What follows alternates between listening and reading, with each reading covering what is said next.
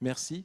Donc une table ronde consacrée à deux auteurs, un auteur et une autrice, chacun avec des parcours différents. Il nous a paru intéressant que chacun d'entre eux vous parle de son parcours. L'idée générale étant être auteur, construire une œuvre, comment ça se passe, comment on démarre, comment ça se poursuit. Donc avec nous Patrick Dieudonné, qui est aujourd'hui écrivain à plein temps. Son premier livre a été publié, je crois que tu avais 23 ou 24 ans, c'est ça? 23, ouais. 23 ans. Des nouvelles avant? Non, juste le premier bouquin directement. D'accord. Et à côté de moi, Pauline Cidre, qui est bibliothécaire dans la vie, qui permet de se nourrir. Et tu ne l'es plus? D'accord. C'est récent alors? C'était marqué bibliothécaire partout sur le net. Comment? Quelques années. Parle dans le micro. Oui, juste quelques années. D'accord. Qui est notre vainqueur avec un E, comment on dit?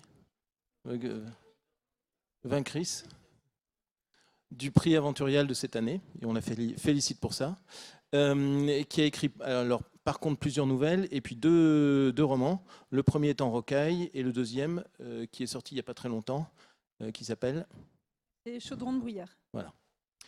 Donc chacun d'eux va vous parler un petit peu de son travail.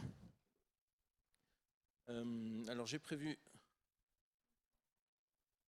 J'arrive à le relire, c'est ça. Donc, comme je vous l'ai dit, deux parcours différents, deux univers différents également. Pour l'un, on démarre dans la boue et chez les orphelins avec en plus une couleur de peau diversement appréciée. On dirait une caïra de nos jours. C'est ça. Et pour l'autre, on est dans la rocaille, par contre. J'ai voulu faire le jeu de mots, je suis désolé. Dans la rocaille et avec un roi qui est mort, mais qu'on vient de ressusciter, ça on peut le dire. On est dans la fantaisie, mais chaque héros est à l'opposé, j'allais dire, de la chaîne alimentaire, en fait, de la chaîne sociale, puisque l'un est vraiment tout au bas de l'échelle, et le dernier, même s'il est un petit peu déchu là tout de suite, il était tout en haut. Qui veut commencer? Comment on se lance? Comment vient l'envie d'écrire? Voilà. Patrick, ouais, vas-y. Comment vient l'envie d'écrire? Ça, je pense que... Bon, alors Pauline. Oh, pardon. Je pense que c'est quelque chose de relativement intime, en fait. Je pense que ça dépend beaucoup des personnes. Moi, je sais que dans mon cas, je pense que c'est surtout venu du fait que j'avais une relation assez particulière au livre, à l'objet livre. Donc sans sortir les violons, parce que c'est pas tellement de ça qu'il s'agit, mais en fait moi quand je suis né malvoyant, je voyais vraiment que dalle. Ça a été diagnostiqué assez tard. Et du coup, moi j'ai vraiment établi mon rapport au monde à travers le bouquin, quoi. C'était quelque chose que je pouvais tenir là et qui me permettait de faire sens de tous les trucs qu'on me disait. Genre regarde un avion, je dis, ah oui, super. Puis, en fait, je voyais rien. Et du coup, voilà, très, très tôt, l'objet livre a constitué un truc très important pour moi. Et du coup, je me suis essayé je me suis passionné et j'ai essayé de commencer à reproduire quelque chose qui me permettait vraiment de faire sens du monde, quoi, très littéralement. C'était le sens du monde. C'était plus la compréhension du monde que ou je sais pas, les émotions déclenchées par la lecture. C'était sans doute les deux, mais clairement, ça m'a servi de béquille visuelle pendant les 5 premières années de ma vie, quoi. Et du coup, je crois que j'ai retiré de ça un espèce d'attachement un peu viscéral à cette forme artistique, cette forme médiatique. Et je pense que si je dois vraiment situer mon envie de façon un peu historique sur mon propre parcours, clairement les origines c'est ça. Après, j'ai aussi acquis d'autres motivations en cours de route. Je pense que le fait d'avoir fait des études notamment sur la littérature, le fait d'avoir commencé un peu à essayer de regarder justement l'envers du décor, un peu à décortiquer. C'était quoi en fait ce truc que j'aimais beaucoup comment ça marchait, comment ça fonctionnait. Donc il y a eu ça aussi. Et puis après, peut-être encore plus tardivement, chez moi est venue aussi l'envie d'utiliser ce médium-là pour parler du monde dans lequel je vis, pour essayer d'évoquer des sujets qui, moi, me tiennent à cœur et dont je pense que ce serait pas mal qu'on discute tous ensemble. Je crois vraiment que, en tout cas, moi, je conceptualise le fait d'être artiste comme le fait d'avoir un rôle social à jouer. Et du coup, c'est aussi, je crois, d'endosser ce rôle-là qui est arrivé peut-être en dernier sur mon parcours, mais qui aujourd'hui motive l'essentiel de ma production, quoi. Merci. Pauline. Moi, c'est un côté un peu simple et logique. En fait, je suis née entourée de livres. Parce que, bon, j'étais bibliothécaire, mais avant, je suis fille bibliothécaire, et sœur de bibliothécaire. Et là, papa, vous êtes bibliothécaire toujours? C'est l'autre côté. Pardon. C'est ma mère. Mais la maison de mes parents est remplie de livres. Ouais. Donc, c'était logique, déjà par la lecture, de découvrir ça. Et ensuite, je pense que j'avais toujours eu cette envie d'écrire comme ça, qui est venue plus ou moins naturellement. Je sais qu'il y a un moment de mon adolescence où ça n'allait pas, et c'est ma mère qui m'a dit t'as qu'à écrire pour voir, pour te défouler, pour sortir. Extérioriser C'est les ça. choses. Et c'est vraiment par là que j'ai réussi à me sentir mieux de façon générale, et j'ai continué, quoi. Parce que même aujourd'hui aussi, quand j'ai le temps d'écrire, ça va mieux que quand j'ai pas le temps. Et puis au bout d'un moment, on écrit dans son coin, puis on commence à faire lire, et puis ça plaît aux copains, donc on va continuer, et puis ça s'est fait logiquement en fait quelque part. Vous lisiez quoi tous les deux? Moi, je crois qu'un de mes premiers souvenirs littéraires, c'est Le Seigneur des Anneaux. Genre, je suis hyper original comme garçon, T'as démarré avec Le Seigneur des Anneaux? En fait, Waouh. quand j'étais, je crois que j'avais genre 4 ou 5 ans, j'ai eu une grosse grippe. En fait, j'ai fait une espèce de nuit de fièvre. Et j'ai le souvenir de ma mère qui qui a passé son temps à mon chevet et qui m'a lu Le Seigneur des Anneaux. Et j'ai des souvenirs de ça qui sont très forts parce qu'il y avait la fièvre en plus qui jouait. Ah oui. Donc des espèces de souvenirs un peu hallucinés, quoi, de Tolkien. Mais après, j'ai grandi avec plutôt les classiques de la littérature anglaise. Chez Watership Down, par exemple, était une lecture assez marquante. Je sais que c'est beaucoup moins populaire en France qu'en Angleterre, mais ça a été retraduit il n'y a pas longtemps par Toussaint Louverture. Et je vous invite très très fortement à découvrir Watership Down si vous ne connaissez pas. C'est l'histoire de lapins. Mais c'est à la fois ça et à la fois beaucoup plus que ça. Tu passes du Balrog au lapin, donc c'est bien. Ouais, effectivement, et ça paraît peut-être curieux comme ça, mais je pense qu'il y a un truc. En tout cas, on est aussi sur une sorte de quête un peu quasi mystique chez ces lapins, quoi, qui ont leur propre culture, leur propre langue, leur propre légende, qui sont pas anthropomorphisés vraiment, qui sont vraiment des personnalités à part entière. Enfin, c'est vraiment passionnant et c'est un classique, mais immense en fait. En Angleterre et aux États-Unis, c'est un bouquin que genre tous les enfants ont lu. C'est un bouquin qui porte aussi beaucoup de thèmes un peu sous-jacents sur l'organisation sociale, ce genre de choses. Mais bon, quand tu es enfant, tu captes pas nécessairement ça. Mais c'est un bouquin qui est passionnant, moi, que j'ai relu avec un immense plaisir il y a quelques années. Donc ça, ouais, peut-être mes lectures marquantes, c'était ça. Et après, je suis tombé dans la fantasy, donc, et la SF. Mais tout, en fait, je me souviens que quand j'avais genre 16 ans, je crois que mon livre préféré, c'était Robinson Crusoe, tu vois. Donc franchement, j'ai un parcours assez éclectique en termes de ce que je lis. Je crois que j'ai pas trop de fixette, quoi. Pauline, tes lectures? Je lis de tout en fait. À part les essais, je lis pas d'essais. Mais je lis à peu près de tout et je pense que j'ai toujours Même quand, lu pour mon âge. En fait. Je pense que j'ai toujours, comme j'ai ma mère bibliothécaire Ouais. qui nous ramenait vraiment les livres pour son âge. Elle était spécialisée littérature jeunesse et ado, donc elle nous ramenait vraiment les sélections qu'elle recevait. Donc on lisait vraiment les nouveautés en fait. Ma lecture la plus marquante, ça doit être ma première lecture marquante. Pour moi, c'est Fantastique Maître Renard de Roald Dahl. J'ai lu ma mère m'a dit que c'était le premier roman que j'ai lu toute seule, donc ça restait. Et je pense qu'il y a toujours eu un côté un peu, voilà, les contes m'ont beaucoup marqué, les choses Mhm. comme ça, les histoires comme ça.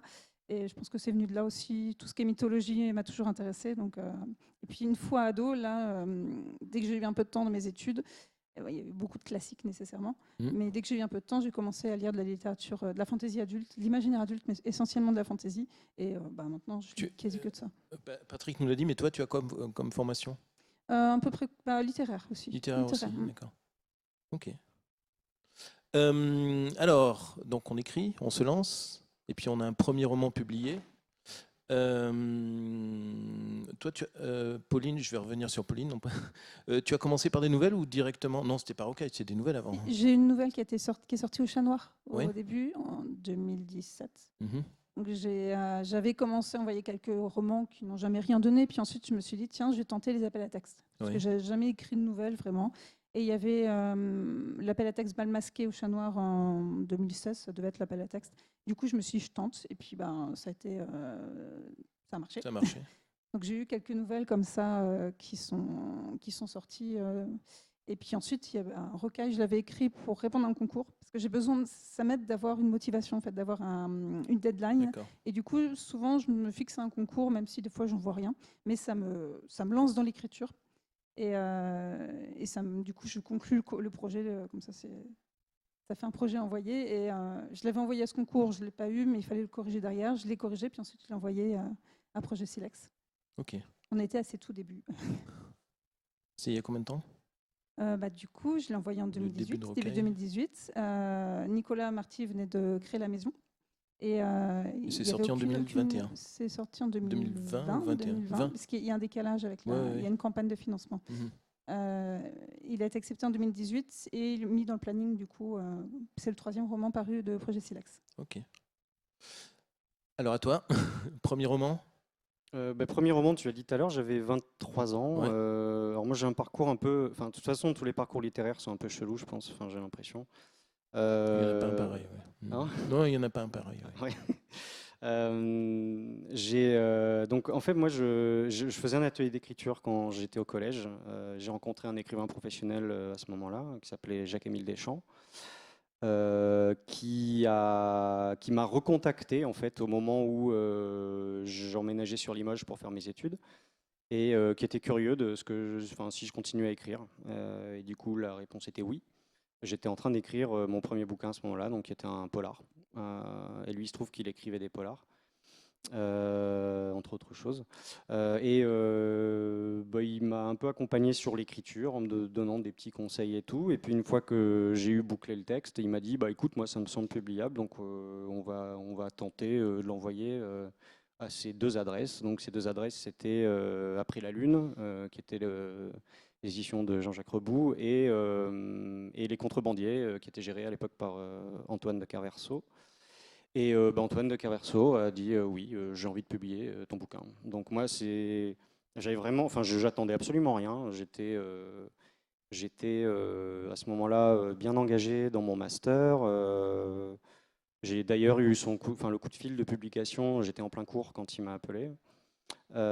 Et du coup, j'ai dû un peu revoir mes projets de vie du tac au tac parce que j'avais des facilités à l'université, donc j'étais parti pour pantoufler jusqu'au doctorat tranquillement et puis devenir prof-chercheur, quoi. Et du coup, là, c'est bonjour, on veut publier votre bouquin, donc qu'est-ce que tu fais? Soit tu t'enlèves les pantoufles, soit tu les gardes. Du coup, je me suis dit, ouais, euh, on tente l'aventure, quoi. Et du coup, je savais très bien que j'allais pas pouvoir combiner les deux, les études et l'écriture. Et du coup, j'ai terminé mon master et puis je me suis lancé là-dedans, quoi. Moi, ça s'est beaucoup joué.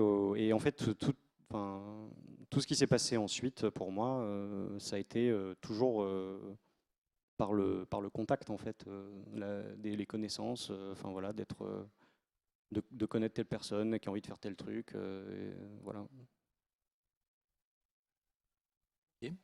Juste, enfin, c'était pas prévu dans ce qu'on a échangé, mais le travail du texte lui-même, le retravail du texte, à partir du moment où un éditeur vous dit OK, c'est publiable,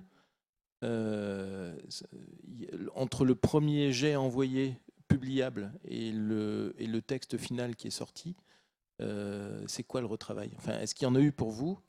Et si oui, ça consiste en quoi? peux répondre. Pour le coup, pour Rocaille, on n'a pas, par rapport au jeu que j'avais envoyé, il y a eu des corrections, mais pas de grosses corrections. Donc ça a été...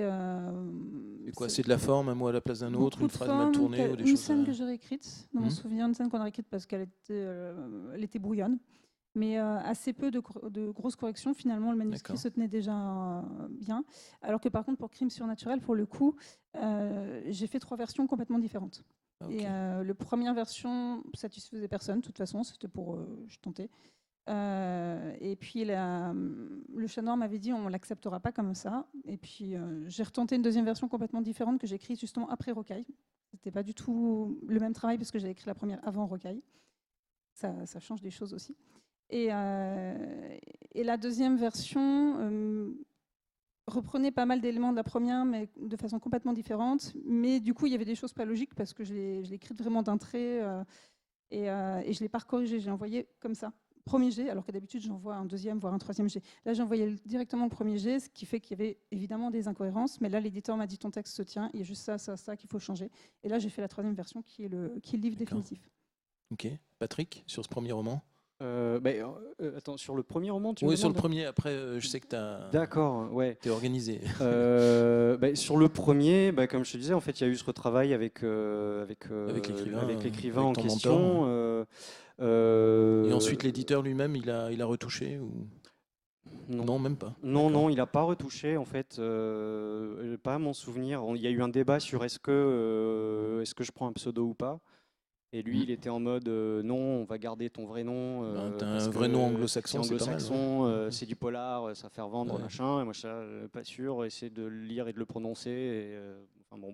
Mais il a été décidé ça. Mais non, je crois que le manuscrit, il a été vraiment Ok. publié tel quel, quoi. Bien, premier roman publié, ça a l'air de marcher, donc ça peut marcher. Donc, on fait quoi maintenant? Moi, ça n'a pas marché, hein. Clairement, mon premier roman, genre la Ah maison merde. d'édition, elle a coulé 2 ans après. Bon, c'était pas de ma faute, hein. Enfin pas entièrement, mais non, il n'a pas marché. Enfin, je pense qu'on a vendu peut-être 1000 exemplaires. Attends, 1000 exemplaires. Alors, c'est du polar, c'est vrai. C'est pas des Ouais, SFFF. Mais... oui, c'est pas tout à fait les mêmes chiffres, et puis c'était pas tout à fait la même époque non plus. Ouais. Et oui, je suis un peu un faux jeune, hein. Ça, c'était il y a 15 ans. Et du coup, la suite, ça a été plus. Ça a été rendu possible parce que j'ai fait des choix de vie qui allaient dans ce sens-là, quoi. En fait, j'ai assez rapidement déchanté de mon idée de devenir auteur professionnel, entre guillemets. Mais en fait, moi, dans ma vie, j'ai fait pas mal de trucs un peu différents qui m'ont permis toujours d'être un peu dans le système D. J'ai vécu en autosuffisance. J'ai toujours été un peu en périphérie de toute façon on va dire, de la société, professionnellement parlant en tout cas. Et du coup, la suite, elle s'est pas tellement jouée sur est-ce que les bouquins se vendent ou pas, quoi. Parce que clairement, c'était pas le cas sur les premiers. J'en ai rien dégagé, quoi. Le bouquin, il était vendu à 6,50 €, j'étais à 7%, tu vois. Bon, je touchais 45 centimes par bouquin, t'en vends 1000, voilà. C'est ça. Pauline, premier bouquin publié. La peur du vide ensuite ou Un en petit peu parce que Rocaille n'a pas l'air de vouloir s'arrêter en fait. J'ai l'impression que chaque fois que tu gagnes, ça doit être le 3e prix que tu gagnes ou Non, le deuxième? c'est le deuxième, il a été sélectionné pour le PLIB aussi. Oui, c'est Il est Sphérocyté sélectionné qui au a eu PLIB, un oui. prix en fait. Ouais. C'est le recueil de nouvelles auquel j'ai participé après, qui n'est plus là, parce qu'on n'en a plus. Mais celui-là avait eu un prix en mai dernier aux Imaginales déjà, donc la Rocaille. Et l'année dernière, Rocaille était sélectionné pour le PLIB, donc dans les 5 finalistes. Et moi, c'est un peu vertigineux parce que c'est mon premier roman et surtout, je suis absolument pour sur les réseaux, je connais personne. Enfin, vraiment, j'étais chez un éditeur qui venait de commencer et donc il y a eu un monde au bord de la falaise, quoi. Ça, c'est toujours un peu le cas parce que j'ai un peu de mal à appréhender ce qui se passe, ce qui fait que j'ai pas vraiment de plan. Et de façon générale, je compte pas devenir autrice à plein temps. Parce que je pense que ça me ferait un poids trop lourd pour moi, une solitude trop importante, même si je ne suis pas vraiment toute seule. Voilà. Mais je ne suis pas sûre en tout cas. Et puis, c'est arrivé aussi un gros moment de changement de ma vie, puisque j'ai quitté le métier de bibliothécaire. C'est pour ça que je ne suis plus bibliothécaire, parce que j'ai eu des enfants entre-temps, on a déménagé. Enfin, il y a eu beaucoup de changements dans ma vie personnelle, ce qui fait que j'ai du temps sans avoir du temps d'écrire. Donc, je continue à écrire parce que je vois que ça marche aussi. Et ça, pour le coup, ça m'a apporté une forme de légitimité, en fait, de voir que Rocaille fonctionnait, à la fois par rapport au lecteur, mais à la fois aussi par rapport à moi. Et tiens, ça marche, c'est que c'est bête, hein, mais on se dit quelque part ça. J'ai le droit de continuer à écrire, quelque part. Et du coup, pour moi, c'est aussi important que ça ait marché comme ça, parce que je peux me dire, dans ma vie de mère au foyer, j'ai aussi ce côté-là. Je ne suis pas que mère au foyer, je suis autrice aussi. Et c'est important pour le regard qu'on pose sur moi et ma manière de me définir. Ok, très bien. D'ailleurs, on est entre nous, vous ne le répéterez pas, mais Marie Depuy est dans les présélections pour le prix de l'an prochain. Novella Marie Depuy. Chut. Ce sera officiel la semaine prochaine. Alors, ensuite, le travail sur le roman ou le travail sur le cycle. On va zapper directement au sujet de... C'est bon ? On a reçu l'an dernier Peter F. Hamilton, qui a son travail à lui. Donc, il construit ses univers d'abord. Et il part d'une idée, il construit son univers. Et en construisant son univers, vient l'histoire, vient la trame de son histoire. Il prend 6 à 8 mois pour ça. Et ensuite, tout est découpé en chapitres, etc. C'est parfaitement organisé. J'ai cru comprendre, Patrick, que tu ne fonctionnais pas tout à fait comme ça. Non. Non, je fonctionne pas tout à fait comme ça. En fait, le cycle, moi, il a une histoire, une sorte de, je sais pas, ouais, une histoire un peu particulière dans le sens où depuis que j'ai commencé à écrire, j'ai toujours ambitionné de faire quelque chose comme ça. Mais je crois que un des trucs un peu cool que j'ai retenu de la fac, c'est que c'est hyper difficile en fait d'écrire de la bonne fantaisie et du coup je me suis mis en tête que j'allais plutôt aiguiser ma plume sur d'autres genres, sur des formats plus courts, du one shot, etc. avant de me lancer dans un truc qui allait me prendre 15 ans et donc voilà, mais ça a toujours été un projet et en fait le moment où j'ai décidé que je me lançais là-dedans, c'était le moment où je me suis senti prêt de le faire d'un point de vue technique, quoi. Oui. Et je vais pas dire, en fait c'est difficile à expliquer parce que autant c'est une idée qui qui a mûri depuis 10 ans en fait, mais je veux dire que en fait c'est un concept qui a mûri pendant 10 ans. Je veux dire, je réfléchis pas à un univers, tu vois, je réfléchissais pas à une histoire, je réfléchissais juste à une sorte de qu'est-ce que j'avais envie de faire avec ce récit. Et puis là, on va partir sur un truc encore plus bizarre. J'ai tendance à raisonner en couleurs, en fait, quand je conceptualise un texte. Le moment de mûrissage, pour moi, est souvent assez informe et passe beaucoup par la sensation. Et du coup, j'ai eu cette sensation pendant une dizaine d'années, quoi. Elle a tourné, elle a évolué, elle a mûri, machin. Et puis le jour où je me suis dit que c'était le moment, ben, c'était le moment. Et puis là, donc, je me suis posé. Ça a pris à peu près une dizaine de jours de boulot un peu intense où bah, j'ai posé mon histoire parce que cette histoire a un sens. J'ai envie de dire quelque chose avec cette histoire. L'univers s'est établi en même temps, en fait, en réponse à ça. Et le personnage idem en fait, le personnage qui est mon narrateur, donc c'est vraiment le véhicule de Sif, ouais, qui est le véhicule de la narration. Et en fait tout ça c'est vraiment arrivé en même temps. Il n'y a pas eu de dissociation, de développement, tu vois, c'est vraiment juste arrivé quoi. Et une fois que j'ai eu les bases, bah, je me suis lancé et du coup, en fait, je savais où j'allais aller. Je vais pas dire que j'avais à ce moment-là un plan précis. J'ai toujours pas de plan précis dans le sens où j'ai pas un carnet avec des fils, machin, ou des fiches de personnages, des trucs comme ça. C'est tout là-dedans. Mais pour le coup, je sais exactement où je vais, je sais quelle est cette histoire, quelles en sont les étapes, quels sont les arcs narratifs, principaux, secondaires, je les connais. Et l'univers existe et le personnage existe pour que tout ça puisse prendre forme, quoi. Donc je n'élabore pas, on va dire, je couche pas par écrit.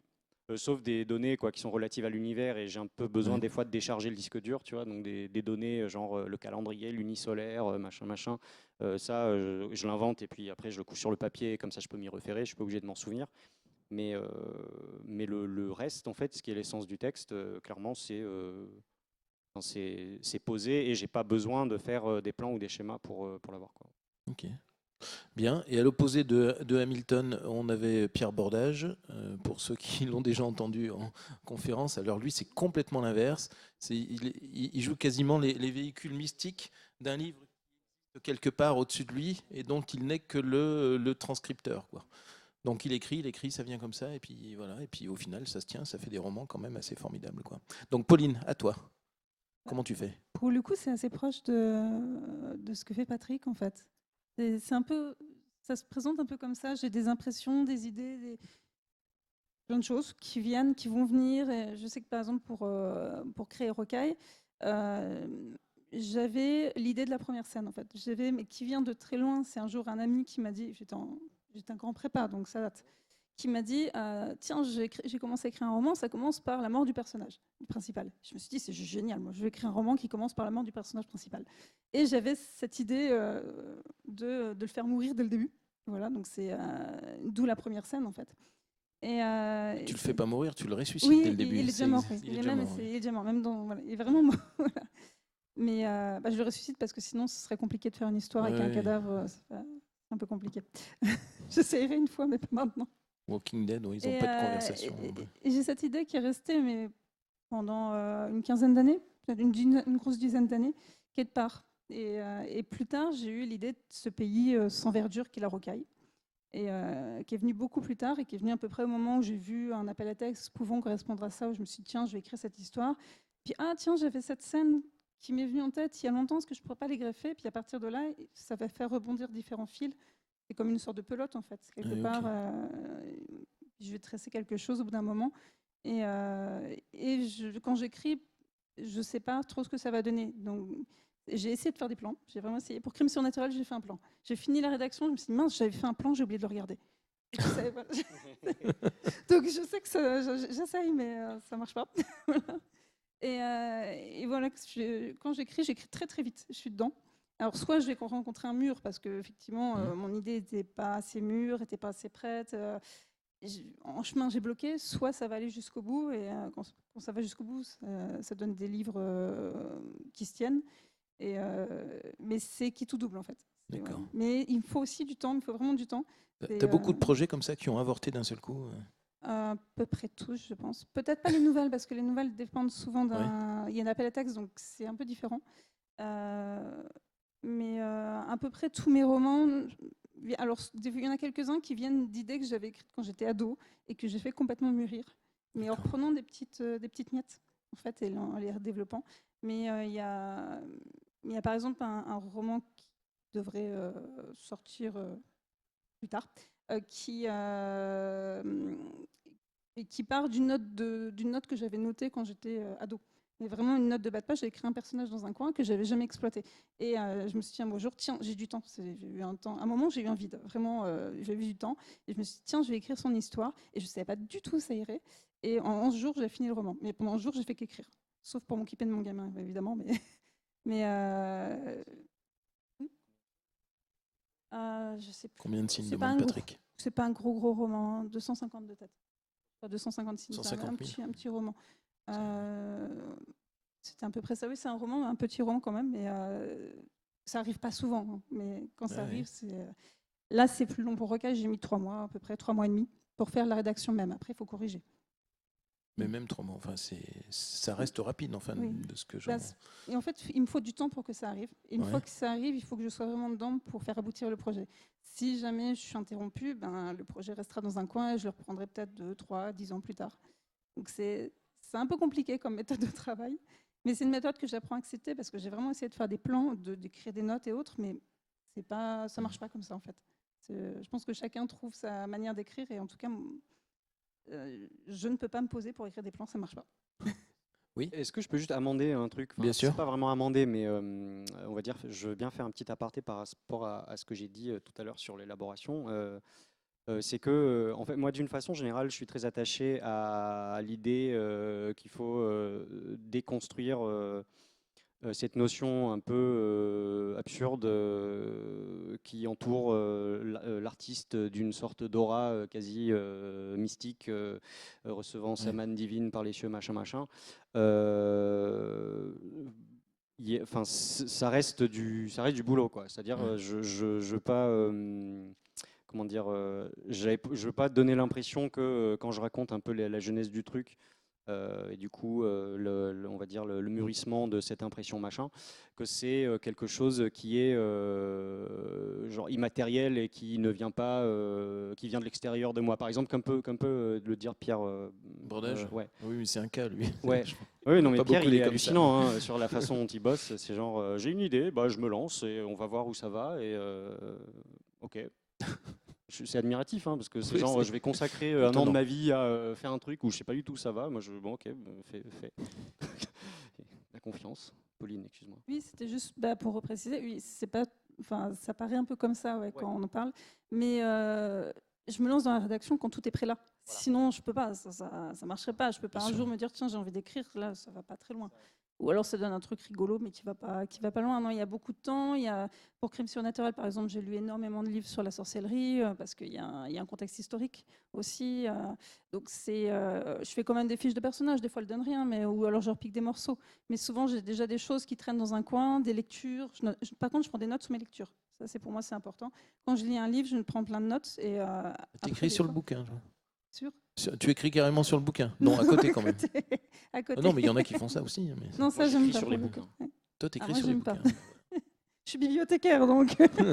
Enfin, non, mais du coup, c'est important. Il y a Ou du sur travail l'écran derrière. pour ceux qui lisent en numérique, non? C'est pas que juste. On a l'impression que ça arrive comme ça et qu'à un moment, je me pose mon écran. Non, il y a beaucoup de choses derrière qui vont se passer. C'est juste que moi, je suis pas du genre à les poser sur le papier souvent, directement à me dire tiens, mes idées, je les ai, je vais les écrire. Non, je peux les garder à l'intérieur. Ça, c'est juste. Voilà. Elles vont se créer tout un bout d'un moment, elles sont assez mûres pour que j'ai envie d'écrire le livre. Mais il y a du travail toujours. Et même après, une fois que le premier jet est fait, il faudra le corriger, le relire, le faire lire. Il y a un gros travail derrière aussi. Parlons un peu du fond et de la forme du texte. On commence par le fond. Patrick, tu as écrit sur une petite caïra, qui pourrait être une caïra de banlieue en fait, mais ça aurait pas été intéressant si tu avais écrit ça. Oui, tu as vu, j'ai fait mes devoirs. Donc c'est volontaire d'écrire sur ce qui se passe tout au bas de l'échelle. La fantaisie permet le pas de côté en fait, comme dit Bottero. Ouais, c'est une façon de faire des symboles. Je ne sais Utiliser pas des si ça symboles, aurait une pas été parabole. intéressant de camper cette histoire-là dans le monde dans lequel on vit. C'est juste que la fantaisie permet de dédramatiser beaucoup de choses. Je crois que on se construit beaucoup sur, et d'ailleurs on est un peu encouragé à se construire beaucoup sur un plan très émotionnel et de rattacher son idéologie à on va dire ce mode-là de faire sens et d'avoir une relation au monde. Et je crois que la fantaisie permet de faire un pas de côté de ça. C'est-à-dire que tu peux camper exactement la même chose, mais que ce qui se passe chez nous. Mais tu le campes dans un univers qui n'existe pas, et là tout de suite, les gens sont vachement plus ouverts d'esprit, parce que du coup, ça vient pas taper à des endroits et sur des préjugés, sur des préconçus qu'ils vont avoir. Et du coup, oui, et moi, si on parle du fond, clairement, moi, c'est à mon sens la seule raison pour laquelle j'écris des bouquins, c'est que je pense que c'est ce que je disais tout à l'heure, c'est important en fait. Pour moi, l'idée que l'artiste, quel qu'il soit, c'est quelqu'un qui a un rôle social. J'en parlais tout à l'heure avec un acteur, une lectrice qui était passée me voir. Mais en fait, on a une responsabilité, à mon sens. Alors évidemment, on est toujours une goutte d'eau perdue dans une masse d'informations. Mais le fait est que les Allemands, ils ont un terme pour ça. Ils appellent ça le Zeitgeist. Et je crois que les auteurs, les autrices, c'est des gens qui participent à ça. Donc le Zeitgeist, c'est un concept philosophique allemand qui, en gros, si on doit le traduire, c'est l'ère du temps. C'est qu'est-ce qui est donné à voir et à penser à une époque, et pourquoi et de quelle manière. Et moi, il me semble qu'à partir du moment où on raconte des histoires, on est obligé de prendre en compte le fait que l'être humain est un être à histoire. On se définit littéralement la personne qu'on est par notre parcours, qui est en fait quelque chose qu'on se narre, avec une subjectivité narrative plus importante selon les individus. Mais voilà, donc en fait, c'est la structure de nos histoires sont des choses qui structurent très littéralement la façon dont nos synapses vont interagir entre eux, de quelle façon on va penser le monde, de quelle façon on va conceptualiser le monde. Et du coup, ça, à mon sens, c'est une très grande responsabilité. En fait, on participe à forger très littéralement la façon dont les gens font sens de leur vie. Et du coup, pour moi, ne pas avoir de réflexion là-dessus, ce serait, ouais, C'est pas pour dire ça que tu irresponsable, écris, en mais fait. je ne comprends pas qu'on puisse penser qu'il s'agit là d'un simple divertissement qui n'aurait pas de ramification ou d'impact en fait sur les gens qui lisent. Mm. Et donc, mon fond, il est là. Après, du coup, moi, j'ai mes idées, j'ai les choses dont j'ai envie de discuter, dont j'ai envie de parler avec les gens. Et je crois que c'est la fantaisie ou les littératures d'imaginaire, mais peut-être la fantaisie en particulier, à mon sens, peut être un parabole assez formidable du monde dans lequel on vit, puisque, comme on disait au tout début, avant que je commence à radoter, que oui, ça permet de redonner à beaucoup de notions une sorte de candeur, comme ça. Et du coup, moi, mon objectif, très clairement, c'est d'amener les gens à réfléchir sur qui est-ce qu'ils sont, quelle est leur place dans le monde, qu'est-ce que c'est que tout ça en fait autour de nous et comment est-ce qu'on s'organise socialement et pourquoi est-ce qu'on fonctionne comme ça aussi. Il y a la question du pourquoi, je crois, est peut-être assez importante pour moi. Parce qu'on prend beaucoup de choses pour acquises et on n'y réfléchit pas excessivement. Et la fantaisie, ce qui est intéressant, c'est que puisque ce sont des univers qui sont construits intégralement, de bout à bout, ça te place dans une position où tout ce qui constitue ton univers est un choix. C'est quelque chose sur lequel tu as statué. Si tu as acté qu'il y a un roi et une reine, il y a une raison à ça. Et si tu as acté que les gens dans ton univers, je ne sais pas, s'ils ont envie de ne pas mourir de faim, il faut qu'ils aient de l'or pour pouvoir acheter du pain. Peut-être pas de l'or, mais bref, un autre métal moins rare. C'est aussi un choix, c'est aussi quelque chose que tu as acté, une réalité auquel tu as donné naissance, et du coup c'est intéressant de comprendre pourquoi. Et je vais m'arrêter là. Moi, Pauline devrait monopoliser là. Non. Pauline, à toi. Alors là, On parle du fond. À partir du moment où on veut écrire, c'est qu'on a des choses à dire. Oui, mais c'est évident. Mais Patrick l'a déjà dit très très bien. Mais nécessairement, hein. C'est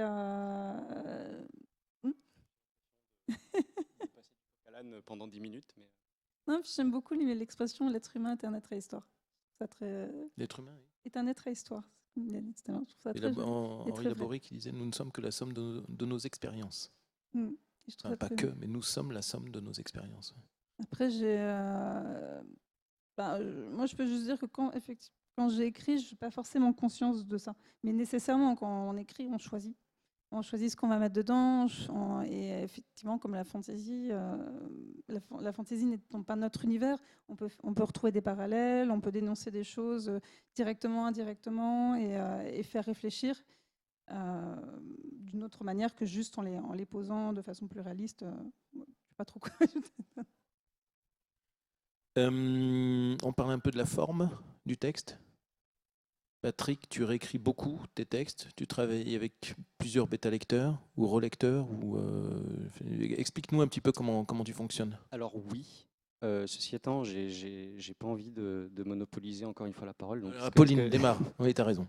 Pauline. Moi, je travaille aussi avec des bêta-lectrices. Il n'y a plus que des filles maintenant. Un peu de choses près.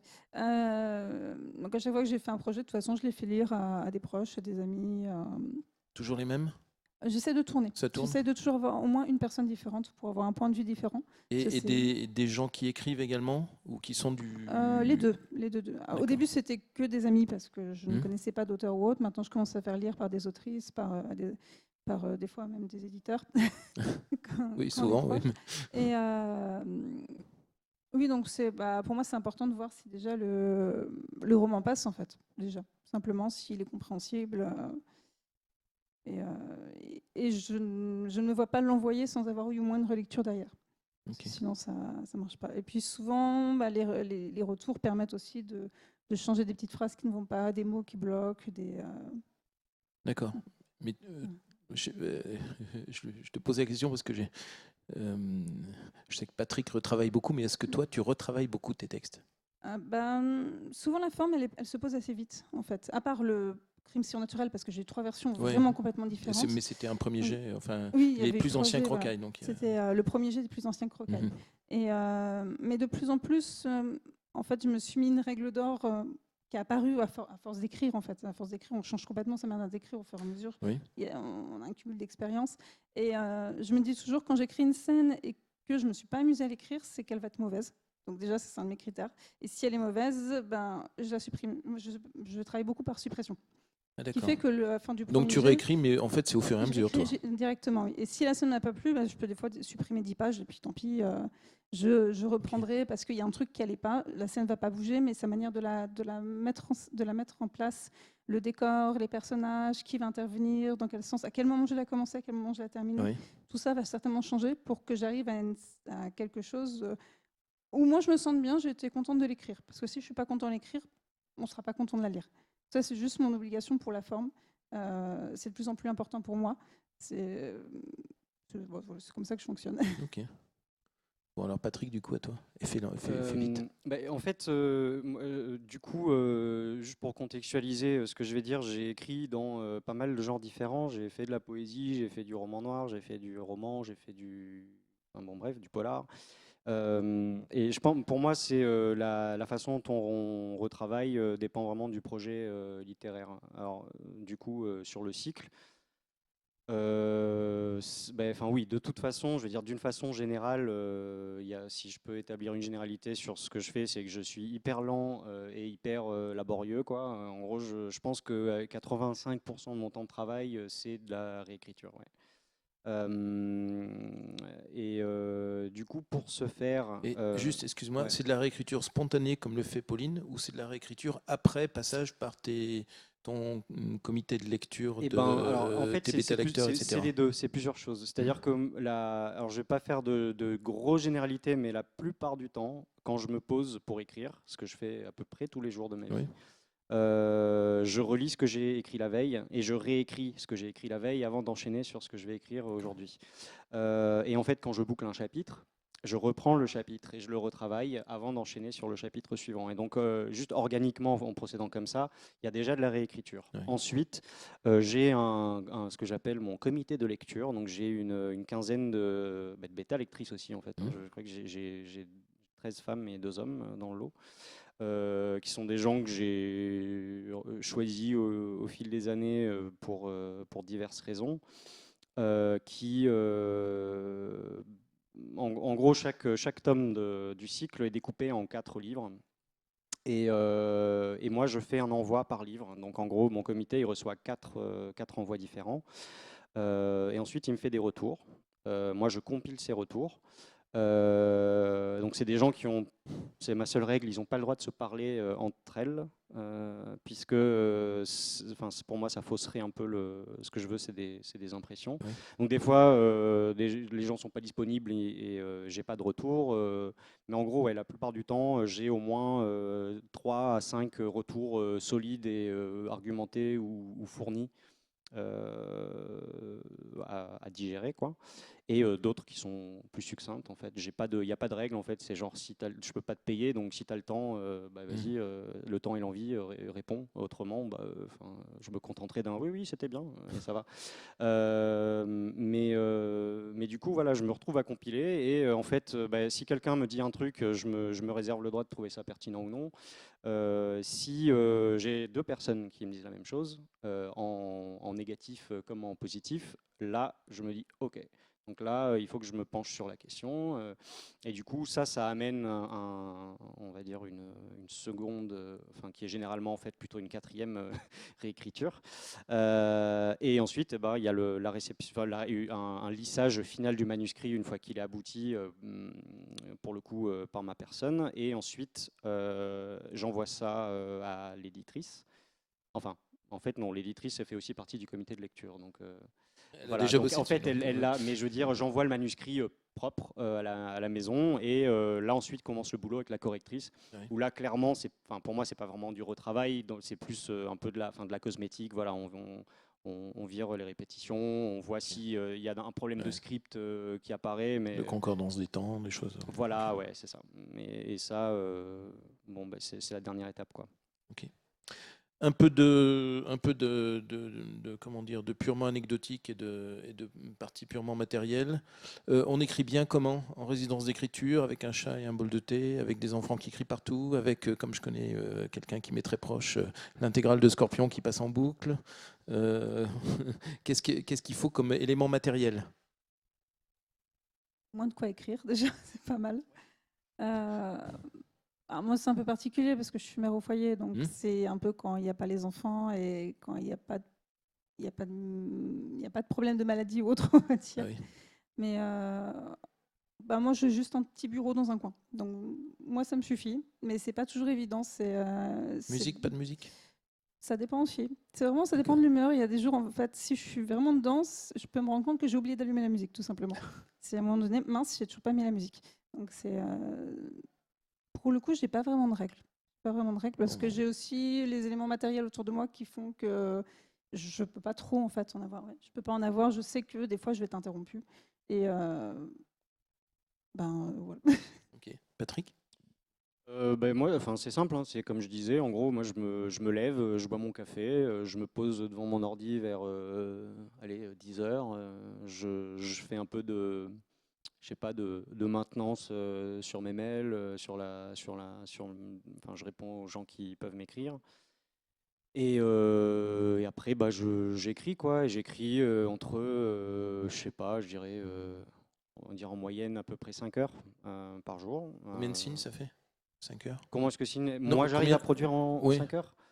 C'est franchement variable. Il y a des jours où je vais passer 5 heures sur un paragraphe. Ah oui, d'accord. Et il y a des Effectivement. jours où je vais écrire une page et demie et ça va aller quoi. Donc il y a vraiment pas de règle. Mais j'essaie de m'astreindre au moins à ce qu'il y ait sinon une production, au moins un retravail par exemple. Genre un jour où franchement je vois que j'arrive pas quoi. Ce qui peut arriver pour plein de raisons, de la gueule de bois au, je sais pas, juste à la tête ailleurs, quoi.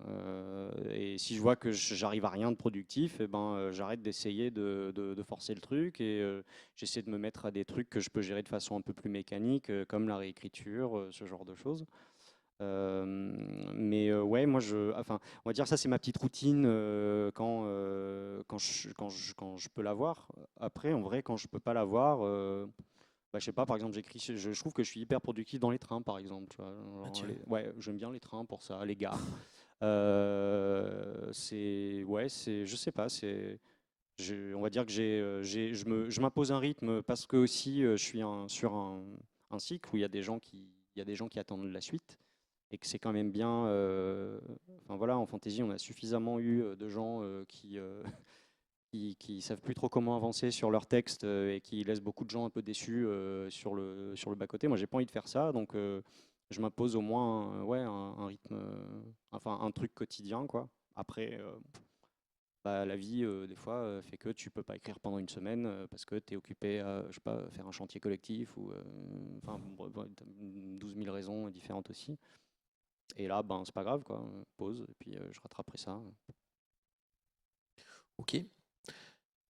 Un petit mot sur les projets, Pauline? Alors, j'ai un roman qui sortira normalement l'an prochain. Je peux en parler, j'ai le droit. Qui sortira chez Projet Silex. Donc, Très bien. Ce ne sera pas leur projet prochain, ce sera le projet d'après. Mhm. Donc, comme c'est Silex, il y a une campagne en fait en Ouais, amont oui. du projet. Et c'est des one-shots à chaque fois. Oui, ce sera un one-shot. C'est celui que j'écris en 11 jours. Oh, d'accord. Donc, mais bon, on l'a retravaillé. Enfin, on va le retravailler. Moi, Oh, je l'avais déjà retravaillé un petit peu. Il n'y a pas de... Et c'est un roman de fantasy, mais du coup, comme je l'ai écrit très vite, pour moi, c'est une promenade en fait. Donc, je sais pas trop. J'ai du mal à le cerner en fait, parce que je l'ai vraiment écrit d'une traite. Donc, c'était comme si j'étais dans une bulle pendant un jour où j'ai un peu oublié l'heure pour me coucher ou des choses comme ça. J'en réécrivais en une nuit. Hein. Hop, Harry Dixon, une nuit, c'était bon. C'était réglé. Mais il faut quand même des pauses, il faut quand même manger, se reposer. C'est important aussi. Important lui, aussi, je crois qu'il mais- fonctionnait au whisky. Mais bon. Patrick, bon, déjà, tu as pas mal de Puis, boulot. moi, les il en projets, reste, ils il y en sont a là, 4, il y en a 4 de plus, c'est ça qui arrive. Il y en a vraisemblablement 4 de plus. Hmm. Ça reste une estimation informée. Voilà. Mon perso, il me fait des petites surprises des fois. Ah. Quand on narre un narrateur, il y a des petites Hmm. variables. Des fois, le narrateur que tu narres, il décide de narrer les choses pas tout à fait comme toi tu avais choisi ou pensé à la base. Donc ça rajoute 200 pages ou ça en supprime la même quantité, quoi. Donc ça reste, moi j'annonce une heptalogie, quoi. C'est une estimation informée du nombre de signes que va me prendre cette histoire-là. J'ai ça en projet. Après, je fais des petits trucs périphériques qui sont essentiellement des choses qui ont du sens pour moi, notamment politiquement, quoi. Enfin, j'ai écrit récemment une nouvelle dans un recueil sur l'urgence climatique, par exemple. Enfin voilà. Mais généralement c'est un peu genre on me contacte, est-ce que tu veux écrire un truc? Ou là j'ai préfacé, ah tiens d'ailleurs je peux faire ça, je vous recommande un bouquin qui est Oui. très très bien de Margaret Killjoy qui s'appelle Un pays de fantômes. C'est son premier livre qui est traduit en France. Et on m'a demandé de faire la préface, par exemple, pour ce bouquin-là. Et du coup, comme c'est un bouquin qui avait idéologiquement du sens pour moi, j'ai fait ouais, carrément. Mais à part ça, ouais, non, clairement, mon espace cérébral est beaucoup trop occupé à ça. Et après, ouais, qui sait. Ok. Juste avant de passer aux questions, s'il y en a, commencez à y réfléchir d'ailleurs. Est-ce que vous avez des traductions en vue? Et est-ce que vos ouvrages sont, vous avez des offres de faire traduire vos romans? Non, Patrick? Moi, je suis traduit en italien sur L'Enfant de poussière. Ah oui, Enfin, d'accord. sur le cycle, Oui, hein, le cycle. d'ailleurs. Après, alors on démarche actuellement en Grande-Bretagne et aux États-Unis. Et aux États-Unis, c'est pas faute d'avoir un bon agent, puisque vraisemblablement la personne qui porte le cycle, c'est aussi genre l'agent de Robin Hobb et de Stephen King, Ouais. tu vois, donc c'est un gars qui vraisemblablement connaît son taf. Mais enfin, moi je suis toujours assez dubitatif. J'entends très bien que le bouquin il ait pu passer dans enfin la traduction en langue latine, Oui. dans la mesure où c'est un bouquin qui a vraiment été écrit et pensé comme un livre francophone, quoi, résolument francophone. La transition vers l'italien, je pense qu'elle a été, enfin pas hyper complexe à faire, mais en revanche, je crois que la transition vers l'anglais,